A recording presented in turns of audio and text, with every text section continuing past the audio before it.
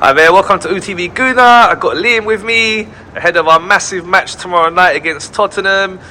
Big game, bro. I haven't spoken to you in a couple of weeks. We've bounced back really well from them 3 defeats, 4 wins in a row. We're now 4 points ahead of Tottenham going into this game. So your thoughts on the match?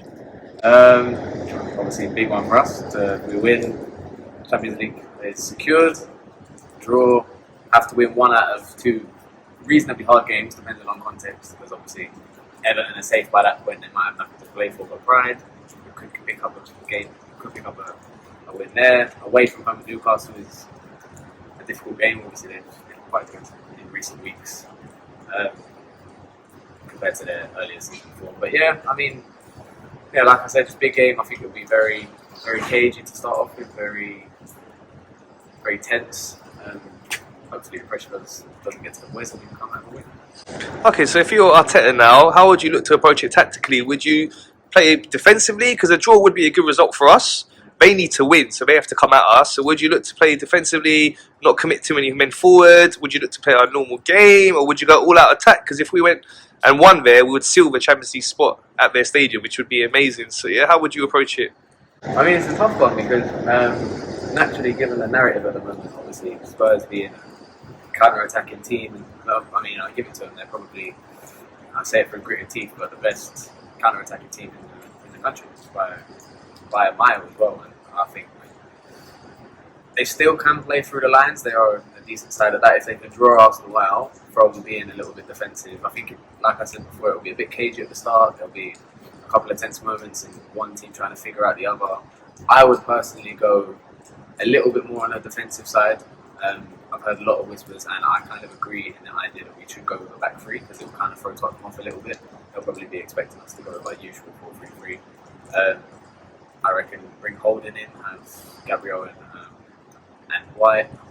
Someone said to me along the lines of having a back four with basically 4 centre backs, so Holding, Gabriel, Tomiyasu on the left, and then White on the right. And I wasn't really adverse to that idea because I feel like that would be a good matchup between Tomiyasu, Kulusevski, and White and Son, and then obviously got Kane dropping deep. It will be a back and forth game. I think I would personally go on slightly on the more defensive side, but you have to wonder what is going to happen. It's going to win. Okay, and looking at Tottenham now, where do you think their biggest dangers for us are? Son Kane. Anyone would say Son Kane. Like I said, counter-attacking team, counter-attacking football. But again, the onus is on them to come out and play against us.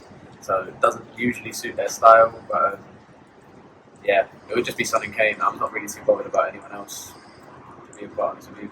I look at their whole team and I just think it's basically centered around those two. I like Kulusevski. I think he's done really well since he got to the Premier League. But again, I'm not really too phased by him. I reckon he can get dealt with those two. Okay, so what's your correct score prediction?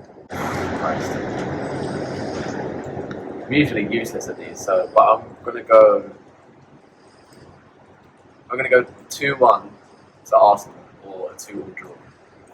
Okay, and one last thing I wanted to ask you is about Mikel Arteta signing a contract extension last week. Your thoughts on that? Happy with it, well deserved. I heard noise that he got offered the contract after he lost 3 games in a row. So that just shows how much the owners are backing him and the club feel that he's the right man for the job. If the club feel that he's the right man for the job, then I feel like he's the right man for the job. And then obviously, I mean, if we come out with Champions League football at the end of the season, we're in a great position right now to do that. It's a very slim chance that we might not. So you can't argue with the progress that's been set out. They've obviously got their ideas of what they want to do in the next couple of years and how they want to progress, and just looking forward to see what he can do. So yeah, positive. Okay, and looking at that summer transfer window now, so hopefully the owners and board do back him. They've backed him with a contract. They need to back him with the transfer market now.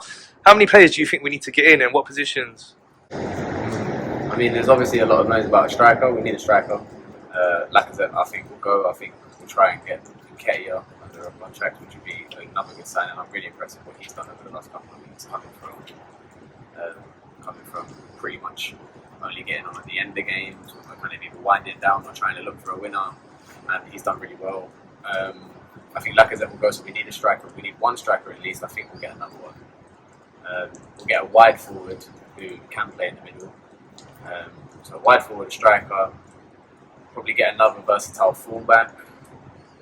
And I think we need one more centre mid at least. But yeah, so 4 players overall, I think.